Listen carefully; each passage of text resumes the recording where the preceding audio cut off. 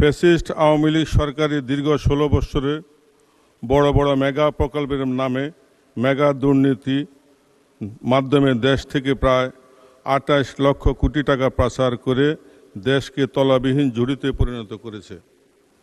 মাননীয় প্রধানমন্ত্রীর উত্তরের এক জায়গায় বলেছেন, পাচারকৃত অর্থ পুনরুদ্ধারের লক্ষ্যে ইতিমধ্যে 141টি মামলা রুজু হয়েছে, যার মধ্যে 25টি মামলার চার্জশিট দাখিল করা হয়েছে এবং 6টি মামলার রায় হয়েছে।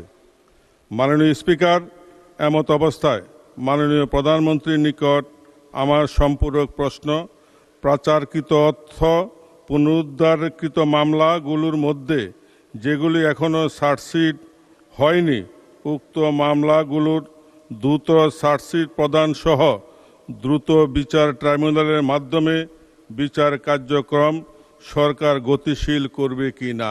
ধন্যবাদ মাননীয় স্পিকার। মাননীয় প্রধানমন্ত্রী। মাননীয় সংসদ সদস্য, আপনাকে ধন্যবাদ আপনার সম্পূরক প্রশ্নের জন্য। আপনি যেটি করেছেন, এক কথায় যদি বলতে হয়, এটি জনগণের অর্থ, এবং যেহেতু আমরা জনগণ দ্বারা নির্বাচিত সরকার, জনগণের প্রতি এবং দেশের প্রতি আমাদের একটি দায়বদ্ধতা আছে।